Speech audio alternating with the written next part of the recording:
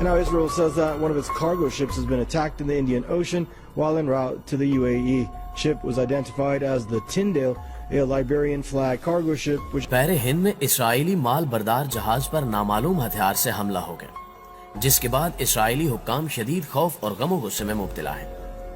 اب کی بار اسرائیل کسی ایک دشمن کو مورود الزام نہیں ٹھہرا سکتا، کیونکہ اب حماس سمیت لبنانی مسلح تنظیمیں بھی اسرائیل کے خلاف ایک ہو چکی ہیں۔ سوال یہ ہے کہ کیا یہ حملہ حماس نے کیا؟ کیا حماس اب اسرائیل سے کھلی جنگ کرے گا؟ اور یہ کہ اس بحری جہاز پر ہونے والے حملے سے اسرائیل کو کتنا نقصان پہنچا؟ آج ہم اسی کی تفصیل بیان کرنے کی کوشش کریں گے۔ تاہم آپ سے گزارش ہے کہ ویڈیو کو آخر تک ضرور دیکھیے گا۔ تو آئیے چلتے ہیں موضوع کے اصل حصے کی جانب۔ معزز ناظرین گرامی، اسرائیل کی شر پسند پالیسیوں نے آخر کار اس کے گرد گھیرا تنگ کرنا شروع کر دیا ہے۔ حالیہ اسرائیل حماس جنگ اور کئی اہم معاملات کی وجہ سے اسرائیل پورے خطے میں بری طرح بے نقاب ہو چکا ہے، اور اب اس کے دشمن اس پر وار کرنے کے لیے بےتاب نظر آتے ہیں۔ ایران کے بعد لبنان کی مسلح تنظیمیں، شام عراق کے مسلم جنگجو اور حماس کی جانب سے اسرائیل کو ٹارگٹ کرنے کی پالیسی اپنائی جا چکی ہے۔ موجودہ دنوں میں اسرائیل کئی محاذوں پر جنگ لڑ رہا ہے۔ یہی وجہ ہے کہ اب وہ کسی بھی ناخوشگوار واقعے کا الزام ڈائریکٹلی ایران پر نہیں لگا سکتا۔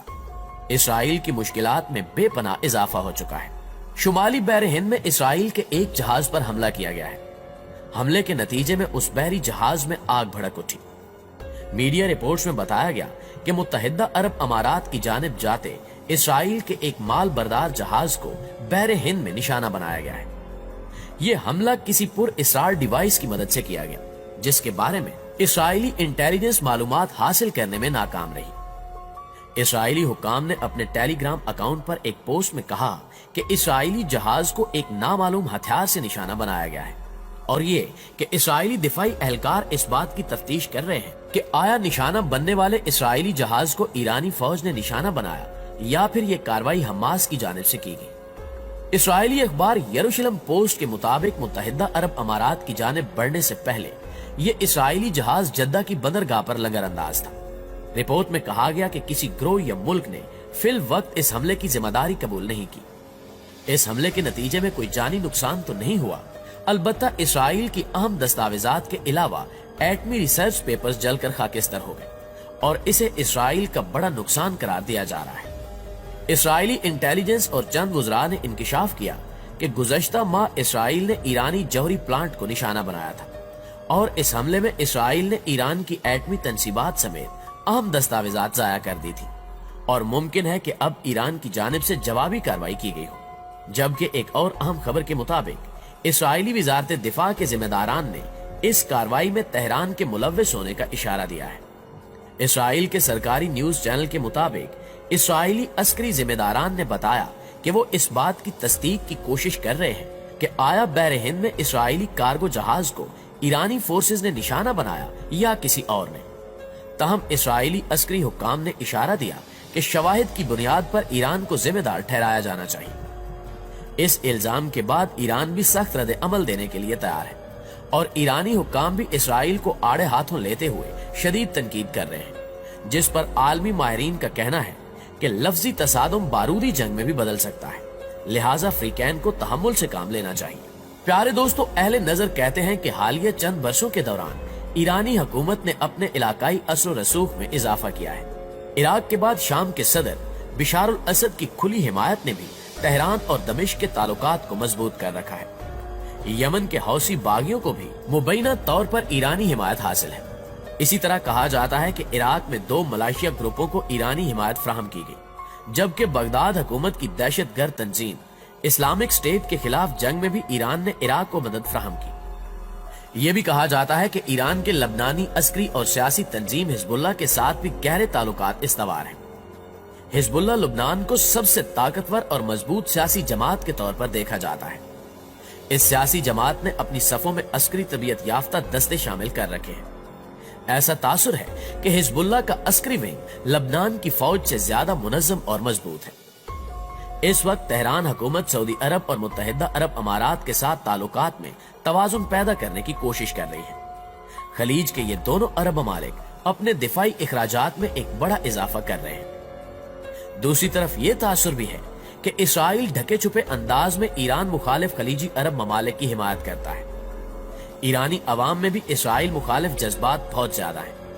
यूरोपीय यूनियन की मशरिक वस्ता के हवाले से पॉलिसी कदरें मुख्तलिफ है। इसी तरह ईरानी जौहरी डील पर भी यूनियन का अपना नुक्ता नजर है। बरतानवी थिंक टैंक्स का ख्याल है कि जो ही ईरान ने यूरेनियम अफजूदगी की सतह 20% से बढ़ाई तो आलमी जौहरी डील मुकम्मल तौर पर अपनी मौत मर जाएगी। यूरोपीय यूनियन बहुत सुस्त रवि से अमरीकी मौक़िफ़ के साथ न थी है। दूसरी जानिब लबनान और इराक में हुकूमत मुखालिफ पुरतशद्दुद मुजाहरे भी नजरअंदाज नहीं किए जा सकते।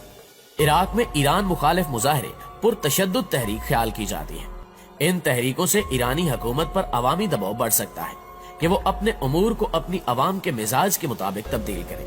दोस्तों, रूसी खबर रसां इदारों के मुताबिक ईरान और इसराइल के दरमियान जंग छिड़ती है तो ऐसी सूरत में इसराइल की बर्री फौज का ईरान तक पहुंचना बहुत मुश्किल है। ऐसे में जंग फिजाई हमलों और मिसाइल हमलों तक महदूद रहेगी। अहम इसमें इसराइली नेवी शामिल हो जाएगी। आलमी वेबसाइट फायर पावर ग्लोबल की एक रिपोर्ट में ईरान और तेल अवीव के दरमियान जंग के इम्कानात और दोनों मुल्कों की दिफाई सलाहियत का तकाबुली जायजा लिया गया है। वेबसाइट की रिपोर्ट के मुताबिक ईरान की आबादी 8 करोड़ 20 लाख जबकि इसराइल की आबादी 83 लाख यानी 1 करोड़ से भी कम है। ईरान का दिफाई बजट 6 अरब 30 करोड़ डॉलर जबकि सयूनी रियासत का दिफाई बजट 20 अरब डॉलर है। ईरान की बाज़ाब्ता फौज 5,34,000 एहलकारों पर मुश्तमिल है जबकि इसराइल की फौज के एहलकारों की तादाद 1,70,000 है। ईरान के पास 1,650 टैंक और इसराइल के पास 2,760 टैंक है। फिजाई कुव्वत का तकाबुल करें तो ईरान के पास 505 जंगी त्यारे और इसराइल के पास 596 जंगी जहाज है। ईरान के पास 398 नेवल सुकाट है जबकि इसराइल के पास 65 है। ईरान के लिए इसराइल के खिलाफ जमीनी जंग शुरू करना भी मुश्किल है। दोनों मुल्कों के दरमियान इराक हायल है। इस तरह ईरान के लिए असलहा, बड़ी फौज और दीगर जंगी साजो सामान बराह रास्त लड़ाई के लिए पहुंचाना मुश्किल है। दूसरी जानिब इसराइल भी अपनी बर्री फौज ईरान में दाखिल नहीं कर सकता। जंग की सूरत में इसराइल ईरान के अंदर गहराई तक मिसाइल और फिजाई हमलों पर तवज्जो मरकूज करेगा। दूसरी तरफ ईरान खित्ते में अपने इत्तेहादियों हिजबुल्लाह और हमास समेत दीगर तंजीमों को इसराइल पर रॉकेट हमलों के लिए इस्तेमाल कर सकता है। इसराइल को बहुत से ममालिक अपनी फिजाई हदूद के इस्तेमाल की इजाजत देंगे जबकि ईरान के लिए ऐसा करना मुश्किल होगा। ईरान के बेशतर जंगी त्यारे ज्यादा बुलंदी पर उड़ने की सलाहियत भी नहीं रखते जबकि ईरान की दिफाई पैदावार इसराइल से ज्यादा है।